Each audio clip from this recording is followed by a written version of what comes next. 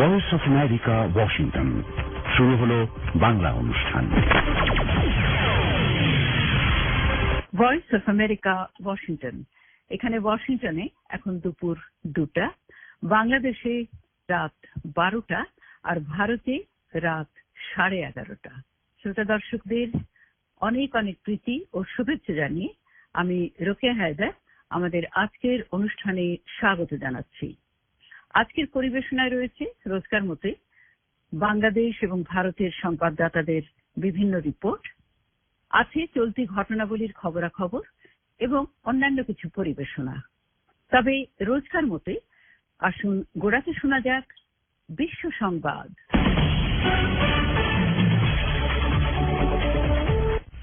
বিশ্ব সংবাদ পড়ছি ইজাজ পেন হিউসেন।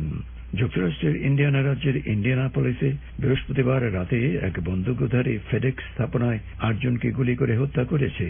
পুলিশ সূত্রে জানানো হয়, বন্দুকধারী পরে নিজেকে গুলি করে হত্যা করে। তার পরিচয় এখনো জানা যায়নি। গুলি চালানোর ঘটনায় বেশ কয়েকজন আহত হয়েছেন, যাদের স্থানীয় একটি হাসপাতালে ভর্তি করা হয়। একজনের অবস্থা গুরুতর বলে জানানো হয়েছে। ফেডেক্স কর্তৃপক্ষ শুক্রবার ভোরে এক বিবৃতিতে স্থানীয় কর্তৃপক্ষের সঙ্গে সব ধরনের সহযোগিতা করার আশ্বাস দিয়েছে।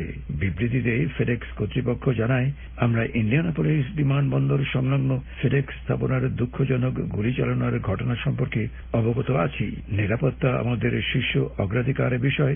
যারা ক্ষতিগ্রস্ত হয়েছেন তাদের প্রতি আমাদের সমবেদনা জ্ঞাপন করছি। ঘটনার তদন্ত শুরু হয়েছে। প্রেসিডেন্ট বাইডেন বৃহস্পতিবার জানান, কোন বিদেশি শক্তি আমেরিকার নির্বাচনে হস্তক্ষেপ করবে আর রেহাই পেয়ে যাবে, যুক্তরাষ্ট্র তা বরদাস্ত করবে না। নির্বাচনে হস্তক্ষেপ এবং বড় ধরনের সাইবার হামলা পরিচালনা করার শাস্তিস্বরূপ তিনি বিভিন্ন ধরনের পদক্ষেপ নেবার কথা জানান। তিনি বলেন, তার কথায়, আজ আমি তাদের হস্তক্ষেপের জবাবে কতিপয় রুশ কর্মকর্তাদের বহিষ্কার সহ কতগুলি ব্যবস্থা অনুমোদন করছি। এছাড়াও আমি যুক্তরাষ্ট্রের বিরুদ্ধে রাশিয়ার কতিপয় ক্ষতিকারক ব্যবস্থার জন্য নতুন পদক্ষেপ নেওয়া সম্বলিত একটি নির্বাহী আদেশে স্বাক্ষর দিচ্ছি। প্রেসিডেন্ট বাইডেন বলেন, তিনি প্রেসিডেন্ট পুতিনকে টেলিফোনে জানিয়েছেন যে তিনি আরো কঠোর হতে পারতেন, তবে সঙ্গতিপূর্ণ ব্যবস্থা নিয়েছেন এই ভেবে যে তিনি মস্কো আর যুক্তরাষ্ট্রের সম্পর্কের উত্তেজনা আর বাড়াতে চান না। তবে রাশিয়া যদি আমাদের গণতন্ত্রের বিরুদ্ধে হস্তক্ষেপ অব্যাহত রাখে, তবে আমি পরবর্তী ব্যবস্থা গ্রহণে প্রস্তুত রয়েছি। বাইডেন প্রশাসন রাশিয়ার বিরুদ্ধে গুপ্তচর বৃত্তি, 10 জন কূটনীতিককে বহিষ্কার, 32টি সংস্থা ও ব্যক্তির প্রতি নিষেধাজ্ঞা আরোপের পর রাশিয়া এসব দোষারোপকে নির্বোধ আচরণ ও অর্থহীন বলে উল্লেখ করেছে। রাশিয়ার পররাষ্ট্র দপ্তরে জানায় যে তারা মস্কোতে নিযুক্ত যুক্তরাষ্ট্রের রাষ্ট্রদূত জন সুলিভানকে এসব নতুন নিষেধাজ্ঞার প্রতিক্রিয়া ব্যক্ত করে জানায় যে নতুন নিষেধাজ্ঞা দ্বিপাক্ষিক সম্পর্কের প্রতি হবে প্রচণ্ড বাধাস্বরূপ এবং মস্কো শীঘ্রই এর জবাব দিতে চলেছে। যুক্তরাষ্ট্র পররাষ্ট্রমন্ত্রী অ্যান্থনি ব্লিংকেন আফগান নেতাদের যুক্তরাষ্ট্রের পরিবর্তিত নীতি বোঝাবার চেষ্টা করেছেন। তিনি তাদের পুনরায় আশ্বাস দিয়ে বলেন, যুক্তরাষ্ট্রের সেনাবাহিনী যে দেশটিতে 2001 সাল থেকে সুরক্ষায় নিয়োজিত ছিল, সেখানে যুক্তরাষ্ট্র এখনো প্রতিশ্রুতিবদ্ধ থাকবে। সেই প্রতিশ্রুতির প্রদর্শনে আমি ইসলামী আফগান প্রজাতন্ত্র এবং জনগণের কাছে এসেছি। আমাদের বন্ধুত্ব পরিবর্তনশীল হতে পারে, তবে তা হবে দীর্ঘস্থায়ী। এর জবাবে আফগানিস্তানের প্রেসিডেন্ট আশরাফ গানি যুক্তরাষ্ট্রের সেনাবাহিনীর উৎসর্গের জন্য কৃতজ্ঞতা প্রকাশ করেন। তিনি বলেন, আমরা এই সিদ্ধান্তের প্রতি শ্রদ্ধা জানাই এবং আমরা আমাদের অগ্রাধিকার বিষয়গুলির পুনর্বিন্যাস ঘটাব। শ্রোতা বন্ধুরা, আপনারা ভয়েস অফ আমেরিকার বাংলা অনুষ্ঠান শুনছেন। ভারত সরকার ভ্যাকসিন রপ্তানি বন্ধ করে দেওয়ায় সিরাম ইনস্টিটিউটে তৈরি অ্যাস্ট্রাজেনেকার চালান বাংলাদেশে আসা অনিশ্চিত হয়ে পড়েছে। ঢাকা থেকে আমির খসরুর একটি রিপোর্ট। ভারতের সিরাম ইনস্টিটিউট থেকে করোনার অক্সফোর্ড অ্যাস্ট্রাজেনেকা ভ্যাকসিনের পরবর্তী চালান পাওয়া নিয়ে দেখা দিয়েছে অনিশ্চয়তা। এই মাসের শেষ দিকে ভারত নিজ দেশে করোনা সংক্রমণের হার বৃদ্ধি পাওয়ার কথা জানিয়ে বিদেশি অ্যাস্ট্রাজেনেকা ভ্যাকসিন রপ্তানির উপর নিষেধাজ্ঞা আরোপ করে। ঢাকার সংশ্লিষ্ট কর্তৃপক্ষ সংবাদ মাধ্যমকে জানিয়েছেন, বর্তমানে দৈনিক 2.5 লাখ ভ্যাকসিন প্রয়োজনের পরিপ্রেক্ষিতে আগামী সপ্তাহ দুয়েক পরেই বাংলাদেশে ভ্যাকসিনের মজুদ শেষ হয়ে যাবে। এমন পরিস্থিতিতে ভ্যাকসিন প্রদান কার্যক্রম অব্যাহত রাখা তীব্র অনিশ্চয়তার মধ্যে পড়েছে। বাংলাদেশ মূলত অ্যাস্ট্রাজেনেকা ভ্যাকসিনের উপরই নির্ভরশীল। গত নভেম্বরে প্রতি মাসে 50 লাখ ডোজ ভ্যাকসিন পাওয়ার শর্তে বাংলাদেশ সেরাম ইনস্টিটিউটের কাছ থেকে 3 কোটি ডোজ ভ্যাকসিন কেনার চুক্তি করে। তবে এ পর্যন্ত পাওয়া গেছে 2 চালানে 70 লাখ ডোজ। সেরাম ইনস্টিটিউটের অ্যাস্ট্রাজেনেকা ভ্যাকসিনের বাংলাদেশের আমদানিকারক প্রতিষ্ঠান ভ্যাকসিনকো ফার্মার ব্যবস্থাপনা পরিচালক সংবাদ মাধ্যমকে বলেছেন, ভারত সরকারের কাছ থেকে ছাড়পত্র না পাওয়ায় বাংলাদেশ এখনো ভ্যাকসিন পাচ্ছে না। কবে নাগাদ ভ্যাকসিন পাওয়া যাবে তাও স্পষ্ট নয়। এদিকে এই দফার লকডাউনের তৃতীয় দিনে শুক্রবার রাস্তাঘাটে যানবাহন চলাচল এবং জনসমাগম তেমন একটা ছিল না। শুক্রবার সাপ্তাহিক ছুটি থাকায় অফিস আদালত ছিল বন্ধ। তবে কাঁচাবাজার এবং মসজিদে জুমার নামাজের জন্য ছিল প্রচন্ড ভিড়। কেউই স্বাস্থ্যবিধির তেমন কোনো তোয়াক্কা করেননি।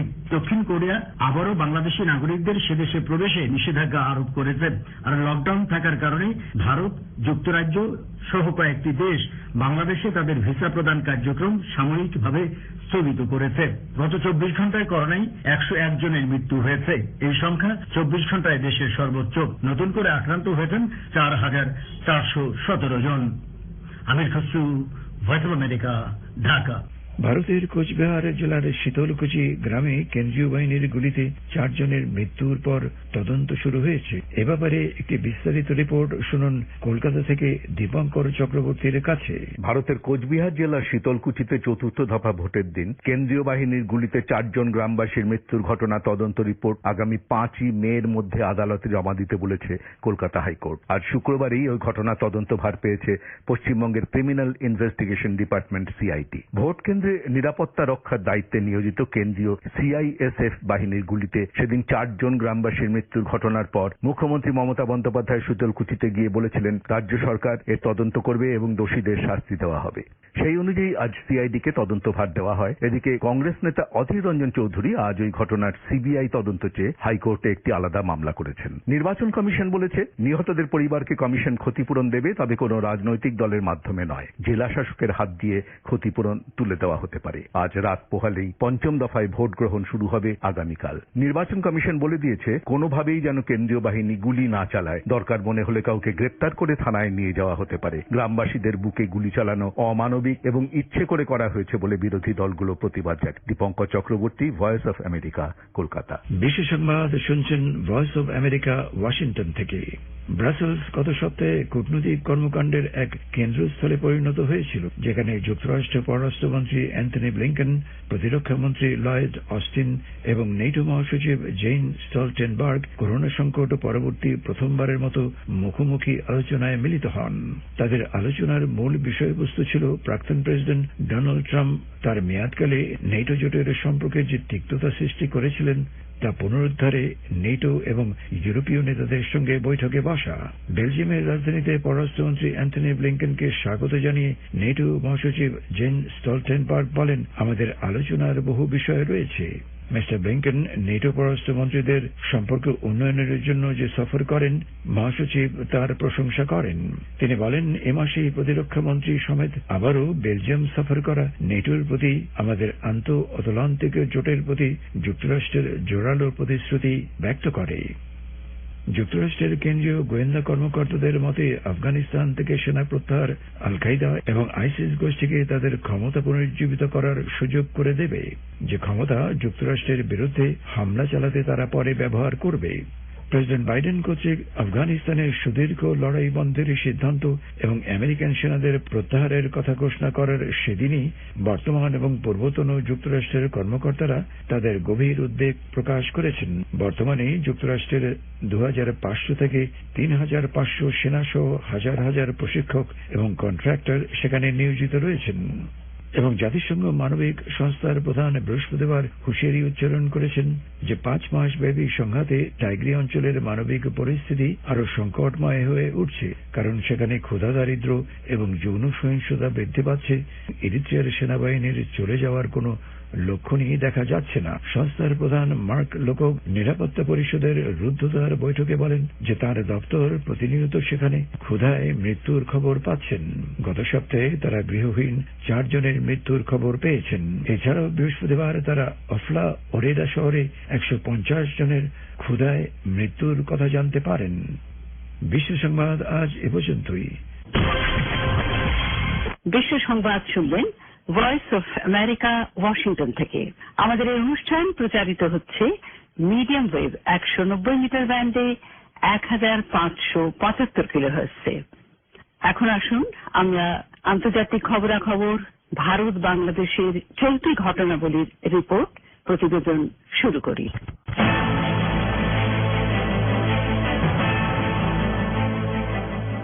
কলকাতা থেকে পরমাশিস ঘোষ সাহের প্রতিবেদনে তিনি বলেছেন, বিগত সব রেকর্ড ভেঙে এখন প্রত্যেক দিন ভারতে করোনায় আক্রান্ত হচ্ছেন 2 লাখেরও বেশি মানুষ। হাসপাতালে বেড নেই, চিকিৎসক নেই, অক্সিজেনের অভাব, ভেন্টিলেটরের অভাব, বিনা চিকিৎসায় মানুষের মৃত্যু হচ্ছে। চারিদিকে বিভীষিকাময় পরিস্থিতি। উত্তরপ্রদেশের রাজধানী লখনৌয়ের এমনই একটি ভয়াবহ ঘটনা প্রকাশ্যে এসেছে। বেশ কিছুদিন ধরেই অভিযোগ উঠছিল করোনায় মৃতের সংখ্যা চেপে দেওয়া হচ্ছে সরকারি রিপোর্টে যা দেখানো হচ্ছে প্রকৃত সংখ্যাটা তার তুলনায় অনেকটাই বেশি। লখনৌর একাধিক শ্মশানে দেখা যাচ্ছে ভয়ঙ্কর চিত্র। 24 ঘন্টায় সব দাহ হচ্ছে সেখানে। গত কয়েকদিনে শ্মশানের আগুন নিভতে দেখা যায়নি। শ্মশানের একাধিক ভিডিও সোশ্যাল মিডিয়ায় ভাইরাল হতে নড়ে চড়ে বসেছে প্রশাসন। এবার নীল মেটাল শিট দিয়ে ঘিরে ফেলা হলো গোটা শ্মশান চত্বরটাই, যাতে ভিতরের দৃশ্য কোনোভাবে বাইরে থেকে দেখা না যায়। শুধু তাই নয়, শ্মশানের বাইরে টাঙিয়ে দেওয়া হচ্ছে একটি নোটিশ, যেখানে লেখা আছে অনুমতি ছাড়া শ্মশান চত্বরে কেউ প্রবেশ করতে পারবেন না, কারণ এটি একটি করোনা আক্রান্ত এলাকা। Paramashis Ghosh, voice of America, Kolkata.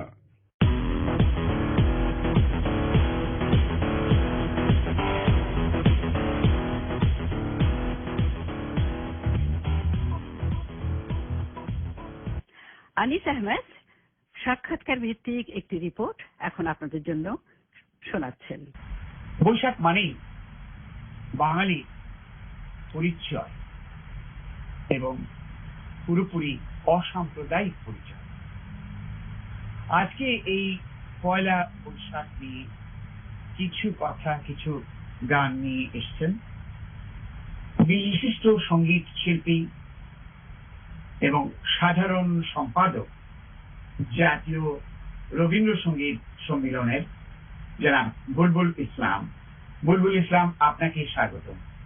আমি জানি আমাদের সকলের মতো আপনার মনও অনেকটা ভারাক্রান্ত এই বৈশাখ বরণের সময়ও। পয়লা বৈশাখ তো আসলে আমাদের সব থেকে বাঙালির, বিশেষ করে বাঙালির সব থেকে বড় অসাম্প্রদায়িক একটি উৎসব। জি, এই উৎসব আমরা ছোটবেলায় একভাবে দেখেছি, আমরা যত বড় হচ্ছি তত আর একভাবে দেখার সৌভাগ্য হচ্ছে আমাদের আর কি। তো এই উৎসবটি তো আসলে বাঙালির উৎসব। মানে কি, এই উৎসবটি আসলে শুরু হয়েছে তো আরো 500-600 বছর আগে থেকে। এটি আসলে প্রথম দিকে তো এটির নাম ছিল হচ্ছে ফসলি শোন আর কি, মানে ফসলের উৎপাদনের সাথে সম্পর্কিত ছিল। তারপর একটি সময় এটা বঙ্গাব্দ হয়ে গেছে এবং এই যে বাংলা উৎসব, এই উৎসবটি আমরা আমাদের সমাজে এমন ভাবে ছড়িয়ে গেছে আজ। বিশেষ করে আমি বলবো যে নগরের উৎসব থেকে আজ গ্রামের উৎসবটি পয়লা বৈশাখ আগেও ছিল, কিন্তু এখন নগরের যে উৎসবের যে ধরন, সেই ধরনটি এখন গ্রাম পর্যন্ত চলে গেছে। এটি অনেকটাই আমি বলবো যে ছায়ানটের সৌজন্যে। তো আমি বলবো যে এইবার আমরা যে আপনি যে কথাটি জিজ্ঞেস করলেন আমাকে যে এইবার কেমন হচ্ছে আসলে এই উৎসবটি, আসলে এবার কোনো উৎসবই হচ্ছে না। এবার আসলে আমরা অনেকটাই মৃত্যু মিছিলের সাথে কেমন যেন অঙ্গাঙ্গি ভাবে জড়িয়ে গেছে এই উৎসবটি। উৎসব আজকে আমরা করতে মন চাচ্ছে না আমাদের। আমরা এখন আমার পাশের বন্ধুকে হারাচ্ছি, আমার বড় ভাইকে হারাচ্ছি, আমার গুরুজনদের হারাচ্ছি আমাদের চোখের সামনে আর কি। তো যে কারণে এবার উৎসব বলে কিছু নেই, কিন্তু এবার আমরা নিয়ম রক্ষার্থেই আসলে এই পহেলা বৈশাখটি উদযাপন করা হচ্ছে প্রায়। এবং সবাই এবার অনলাইনে ভার্চুয়াল মিডিয়ায় এবার আমরা উৎসবটি পালন করছি আর কি। আপনি একটু আগে বলছিলেন, খানিকটা বলেছেন, এই বাংলা নববর্ষ বাঙালির জন্য কেন এত গুরুত্বপূর্ণ? মানে অন্যান্য নববর্ষের চাইতে অন্যান্য, যেমন ধরেন ইংরেজির কাছেও ওটা গুরুত্বপূর্ণ, কিন্তু ওই রকম না। আমাদের যেন মনে হয় একটা আস্থার বিষয়। এটা কেন? এটার ওই যে বললাম যে প্রথমে আমাদের এই উৎসবটি তো এই সনটি তৈরি হয়েছিল হচ্ছে ফসল উৎপাদনের সাথে সম্পর্কিত, মানে একদম জীবন এবং জীবিকার সাথে সম্পর্ক নিয়েই এইটার জন্ম, এই সনটার জন্ম, এই বঙ্গাব্দটার জন্ম। যে কারণে তখন থেকেই যেমন ধীরে ধীরে আমাদের মানে আপামর জনসাধারণের মধ্যে ছড়িয়ে গেছে যে এটি যেমন ব্যবসায়ীদেরকে একটা খুব বড় ব্যাপার ছিল যে পহেলা বৈশাখ মানে হচ্ছে তাদের হাল খাতা, মানে নতুন খাতার আসবে, পুরনো সমস্ত বকেয়া মিটে যাবে, এই যে একটা আনন্দ এবং সেটার মিষ্টি খাওয়ার একটি ধুম পড়ে যেত। আমরা ছোটবেলা থেকেই দেখতাম যে এই আনন্দটি মানুষের একদম ভেতরের আনন্দ, যে এটির সাথে প্রাপ্তি আছে, এটির সাথে কিছু দেওয়ার আছে, কিছু নেওয়ারও আছে। তো এই যে বিষয়গুলো এমন ভাবে মানুষের মধ্যে ছড়িয়ে গেছিল যে পয়লা বৈশাখে আমরা দেখেছি যে তখন আমাদের গ্রামের যে মানুষের যে উৎপাদন, যে ছোট ছোট কুটির শিল্প, সেইগুলোর বিক্রির একটি ধুম পড়ে যেত। আজকাল মানুষের পয়লা বৈশাখে মানুষের জামা কাপড়, নতুন নতুন জামা কাপড় পরার একটি ধুম পড়ে যাচ্ছে। এটা হচ্ছে আমাদের আরেকটি বড় বিষয়, যেটা যে প্রথমে বললাম যে একটি অসাম্প্রদায়িক একটি উৎসব, যে সমস্ত বাঙালি, যে বাঙালি মুসলমান, যে বাঙালি হিন্দু, যে বাঙালি খ্রিস্টান, যে বাঙালি বৌদ্ধ, প্রত্যেকের জন্য একটি উৎসব যেন মানে মুখরিত হয়ে ওঠে আর কি। সেই কারণেই আমার ধারণা যে আর সবগুলোই ধরেন ঈদ মুসলিম সম্প্রদায়ের পূজা, হিন্দু সম্প্রদায়ের, মানে কোনো না কোনো ভাবে আমরা সেগুলোকে সাম্প্রদায়িক ভাঙতে চাইলেও ভাঙা সম্ভব হয় না, কিন্তু পয়লা বৈশাখটি অসাম্প্রদায়িক এবং সমস্ত বাঙালি আর কি। সে কারণে এটি বোধহয় অনেক বেশি গুরুত্বপূর্ণ, অনেক বেশি আনন্দের হয়ে ওঠে। বুলবুল ভাই, আপনি অত্যন্ত চমৎকার ভাবে বললেন এবং আপনি একজন প্রথিতযশা রবীন্দ্রসঙ্গীত শিল্পী। তো আমরা নিশ্চয়ই আমাদের দর্শক শ্রোতাদের বঞ্চিত করব না আপনার গান থেকে, অন্তত একটি গান আমাদের একটু যদি শোনান। নব আনন্দে জাগো আজি, নব রবি কিরণে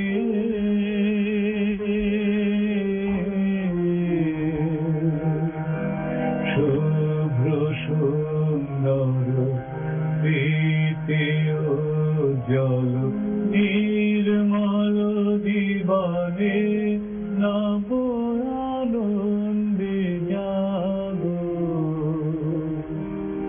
আজি, নব রবি কিরণে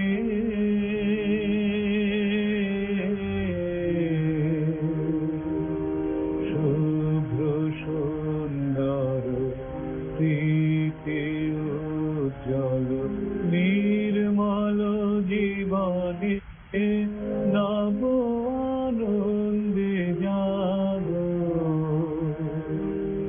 আজি।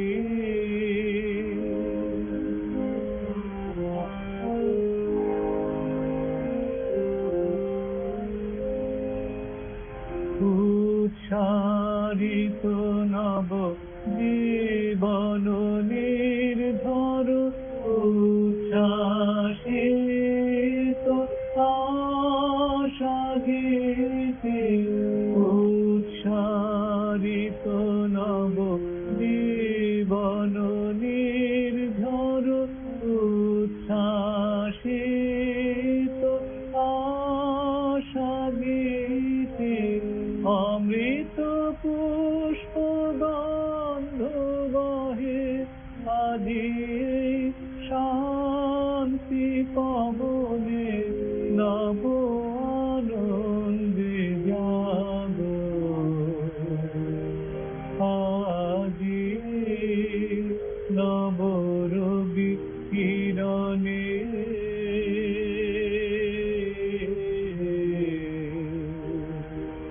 শুভ্র সুন্দর প্রীতি উজ্জ্বল নির্মল জীবনে নব আনন্দে জাগো আজি।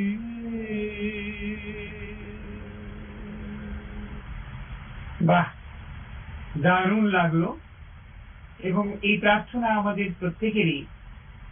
আমরা যে প্রতিকূল সময় অতিক্রম করছি, এই বৈশাখ যেন আমাদের আবার ফিরিয়ে নিয়ে যাক সেই আনন্দে, এবং নতুন করে আমরা সকলেই জেগে উঠি।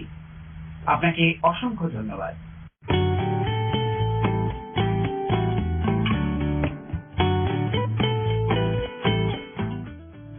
আপনি কি ভয়েস অফ আমেরিকা বাংলার টিভি অনুষ্ঠানগুলো দেখছেন? আমেরিকায় বসবাসকারী প্রবাসী বাঙালিদের জীবন, আমেরিকার রাজনীতি, সমাজ, শিল্প, সাহিত্য ইত্যাদি নানান বিষয় নিয়ে প্রতি সপ্তাহে প্রচারিত হয় একাধিক টিভি অনুষ্ঠান। এনটিভিতে দেখানো হয় আমাদের নিয়মিত সাপ্তাহিক হ্যালো আমেরিকা। আর টিভিতে প্রচারিত হয় যুক্তরাষ্ট্রের রাজনীতি বিষয়ক অনুষ্ঠান। দেশ টিভিতে দেখছেন VOA 60।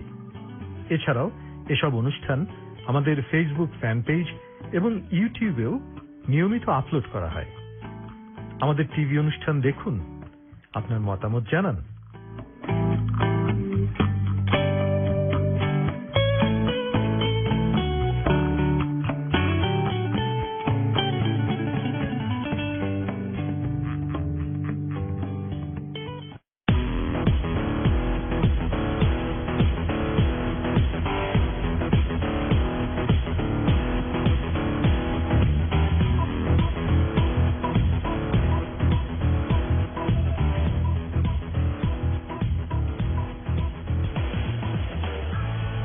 সঞ্জনা ফিরোজের একটি প্রতিবেদন এখন শোনা যাক।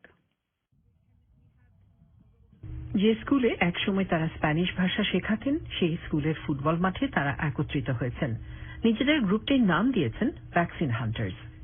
নিজেদের সম্প্রদায়ের লোকদের ভ্যাকসিন পেতে সহায়তা করে আসছেন এই শিক্ষিকারা। 80 বছর বয়স্ক আমার বাচ্চাদের পিয়ানোর শিক্ষককে সাহায্য করেছি। তিনি ওয়াশিংটনেই থাকেন এবং কোনো অ্যাপয়েন্টমেন্ট পাচ্ছিলেন না। তাকে সাহায্য করতে গিয়ে উপলব্ধি করলাম আরো অনেককেই আমি এভাবে সাহায্য করতে পারি। শিক্ষিকাদের এই গ্রুপটি লক্ষ্য করে ভ্যাকসিন গ্রহণের জন্য যোগ্য অনেকেই অ্যাপয়েন্টমেন্ট পাচ্ছেন না এবং তাদের বেশ বেগ পেতে হচ্ছে নানা ওয়েবসাইট খুঁজে পেতে। আমি বললাম, হাই, আপনি কি আমাকে লোকদের জন্য কিছু অ্যাপয়েন্টমেন্ট পেতে সাহায্য করতে পারেন? আমার কাছে সাহায্য চাইছে অনেকে। এর পরপরই আমরা লক্ষ্য করলাম অনেকেই আমাদের সাহায্য নিতে চাইছেন। সহায়তার জন্য আমরা তখন ফেসবুকে একটি পেজ খুলে ফেললাম।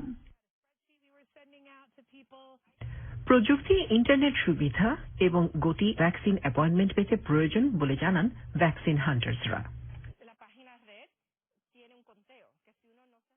ওয়েবসাইটটির একটি সময়সীমা রয়েছে। তার মধ্যে যদি আপনি অ্যাপয়েন্টমেন্ট নিতে না পারেন তাহলে কিন্তু অন্য কেউ, যিনি কিবোর্ড ব্যবহারে দ্রুত, তিনি পেয়ে যাবেন।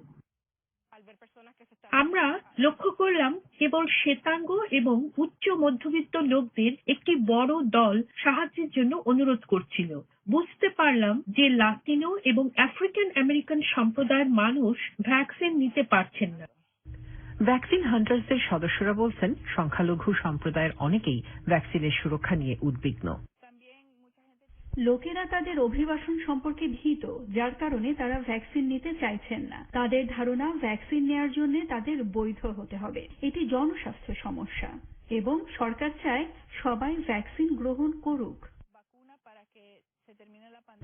চ্যালেঞ্জ সত্ত্বেও গ্রুপটি 1000 লোককে তাদের ভ্যাকসিন পেতে সহায়তা করেছে। মেরিল্যান্ডে ভ্যাকসিন সম্পর্কিত তথ্য তারা দিয়েছে ফেসবুকের পেজে। এই গ্রুপটি বলছে মানুষদের তাদের ভ্যাকসিন গ্রহণে সহায়তা করতে গিয়ে অনেক কিছু তারা জানতে পেরেছে, শিখতে পেরেছে এবং এমন একটি সম্প্রদায়কে সহায়তা করার জন্য কৃতজ্ঞ বোধ করছে। ক্রিস্টিনা কাইসেডোর পক্ষে Sanjana Firoz, voice of America, Washington.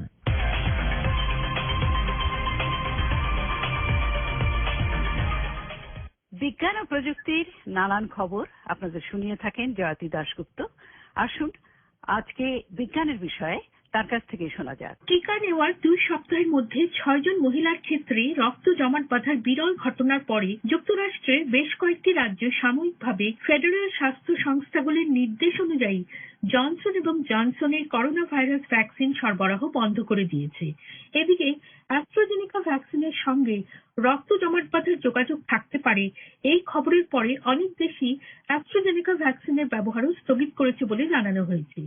এ বিষয়ে হোয়াইট হাউসের সংবাদদাতা প্যাটসি উইদাকুশওয়ারা তার এই প্রতিবেদনে জানাচ্ছেন যে মঙ্গলবার যুক্তরাষ্ট্রের ফেডারেল স্বাস্থ্য সংস্থাগুলি জনসন এবং জনসনের করোনা ভাইরাস ভ্যাকসিন স্থগিতের আহ্বান জানিয়েছেন। বিশেষজ্ঞরা বলছেন মস্তিষ্কের সাইনাসে এই রক্ত জমাট বেঁধে ক্লটগুলি পর্যবেক্ষণ করা হয়েছিল এবং এই ঘটনায় একজন মহিলা মারা গেছেন। রোগ নিয়ন্ত্রণ ও প্রতিরোধ কেন্দ্রের পরিসংখ্যান অনুযায়ী 70 লক্ষ জনসন এবং জনসনের টিকা যুক্তরাষ্ট্রে সরবরাহ করা হয়েছে। সুতরাং এই ঘটনা 10 লক্ষে একজনের আক্রান্তের ঝুঁকি তৈরি করেছে। হোয়াইট হাউস জানিয়েছে যে প্রচুর সতর্কতা অবলম্বন করতেই এই পদক্ষেপ নেওয়া হয়েছে এবং এর জন্য ভ্যাকসিন সরবরাহের ক্ষেত্রে কোনো রকম উল্লেখযোগ্য প্রভাব পড়বে না। হোয়াইট হাউসের কোভিড-19 প্রতিক্রিয়া সমন্বয়কারী জেফ জেন্স বলেন, যুক্তরাষ্ট্রে আজ অব্দি যে 19 কোটিরও বেশি সংখ্যক মানুষকে টিকা দেওয়া হয়েছে তার মধ্যে কেবলমাত্র 5%-রও কম রয়েছে জনসন এবং জনসনের টিকা। বাইডেন প্রশাসন বলছে যে যুক্তরাষ্ট্রে 30 কোটি আমেরিকানদের জন্য পর্যাপ্ত পরিমাণে ফাইজার এবং মডার্নার ডোজ সংগ্রহ করা রয়েছে এবং এই প্রশাসন প্রতিদিন গড়ে 30 লক্ষেরও বেশি মানুষকে টিকা প্রদান কর্মসূচি কিন্তু চালিয়ে যাবে। তবুও জনসন এবং জনসনের টিকা সাময়িকভাবে স্থগিত করে দেওয়ার কারণে ইতিমধ্যেই যারা টিকা নিতে যথেষ্ট দ্বিধাগ্রস্ত তাদেরকে কিন্তু ভয় দেখাবে বলেই আশা করা হচ্ছে। সমীক্ষা অনুযায়ী এটি আমেরিকানদের প্রায় 20%। জনসন এবং জনসনের টিকা কর্মসূচি স্থগিত করে দেওয়ার ফলে নিম্ন স্তরের সম্প্রদায়ের কাছে পৌঁছানো কিন্তু আরো শক্ত হয়ে পড়বে, যেহেতু জনসন এবং জনসনের ডোজ অতিরিক্ত শীতল তাপমাত্রায় সংরক্ষণ করতে হয় না এবং এটি যুক্তরাষ্ট্রে একমাত্র ভ্যাকসিন যার একটি ডোজের ব্যবহার অনুমোদিত হয়েছিল। জনস হপকিন্স বিশ্ববিদ্যালয়ের বার্মান ইনস্টিটিউটের বায়োএথিক্সের পরিচালক জেফ্রি কাহন বলেন, Think about homeless populations where it's very difficult to find those people a second time for that kind of vaccine outreach. গৃহহীন জনগোষ্ঠীর কথা চিন্তা করুন, এসব লোকদের দ্বিতীয়বার পাওয়া কঠিন। সুতরাং আপনি যদি কিছু নির্দিষ্ট সম্প্রদায়ের জনগোষ্ঠীর মোবাইল ক্লিনিকগুলোতে যান তবে দেখবেন অনেককে দ্বিতীয়বারের মতো ডোজ দেওয়া কঠিন হয়ে পড়ছে। সুতরাং এসব গৃহহীন মানুষদের টিকা প্রদানের জন্য একক ডোজ ভ্যাকসিন খুবই কার্যকরী। এদিকে রক্তের জমাট বাঁধার সম্ভাব্য বিপদের কারণে বেশ কয়েকটি দেশ হয় অ্যাস্ট্রাজেনেকা ভ্যাকসিন স্থগিত করেছে বা অল্প বয়স্ক লোকদের এই টিকা দেওয়া বন্ধ করে দিয়েছে। ভ্যান্ডারবিল্ট ইউনিভার্সিটি স্কুল অফ মেডিসিনের স্বাস্থ্য নীতির অধ্যাপক উইলিয়াম শ্যাফনার বলেন, The J&J vaccine and the AstraZeneca vaccine are made in very similar ways. These blood clotting events. We don't know the answers to that yet. Johnson এবং AstraZeneca টিকা একইভাবে তৈরি করা হয়। এটি মডার্না এবং ফাইজার থেকে আলাদা এবং অবশ্যই প্রশ্নটি হলো রক্ত জমাট বাঁধার এই ঘটনাটি যদি টিকার সাথে সম্পর্কিত হয় তবে এই টিকাগুলোর মধ্যে বিশেষ কি আছে যা রক্ত জমাটবদ্ধ হতে প্ররোচিত করতে পারে। আমরা এর জবাব এখনো জানি না, তবে এটি তদন্তের অবশ্যই একটি অংশ হিসেবে গণ্য করা হবে। অ্যাস্ট্রাজেনেকা এবং জনসন এন্ড জনসনের সমস্যাগুলি ইউরোপ এবং অন্যান্য জায়গায় ভ্যাকসিন প্রদানের প্রক্রিয়াকে জটিল করে তুলেছে। তবে ইউরোপীয় মেডিসিন এজেন্সি নির্বাহী পরিচালক এমআর কুক জোর দিয়ে বলেন যে টিকার পার্শ্ব প্রতিক্রিয়া হওয়ার ঝুঁকির চেয়ে কিন্তু কোভিড-19 মৃত্যুর ঝুঁকি অনেক বেশি। I think it's important that we give the message that vaccines will help us in the fight against COVID vaccines. আমি মনে করি আমাদের এই গুরুত্বপূর্ণ বার্তাটি দেওয়া দরকার যে ভ্যাকসিনগুলি কোভিড এর বিরুদ্ধে লড়াইয়ে আমাদের সহায়তা করবে, সুতরাং আমাদের এই ভ্যাকসিনগুলি ব্যবহার কিন্তু চালিয়ে যাওয়া দরকার। এখনো অবধি জনসন এবং জনসনের তরফ থেকে বলা হয়েছে যে রক্ত জমাট বাঁধার এই বিরল ঘটনা এবং ভ্যাকসিনের মধ্যে কোনো সুস্পষ্ট যোগাযোগ নেই। আশা করি আমাদের আজকের অনুষ্ঠান আপনাদের ভালো লেগেছে। আজকের এই অনুষ্ঠানটি আপনাদের কেমন লাগলো আপনারা অবশ্যই জানাবেন। আমরা প্রতিদিনই নতুন নতুন খবর নিয়ে আপনাদের সামনে আসছি। অনুষ্ঠান কেমন লাগছে, কি অনুষ্ঠান নতুন আপনারা শুনতে চান আমাদের অবশ্যই জানাবেন। আজকের এই অনুষ্ঠানটির সার্বিক প্রযোজনা তত্ত্বাবধানে ছিলেন সেলিম হোসেন ও সঞ্জানা ফিরোজ। আমি রোকেয়া হায়দার সবার শুভকামনা করে আজকের অনুষ্ঠান শেষ করছি। সবাই ভালো থাকুন, সুস্থ থাকুন। শুভরাত্রি।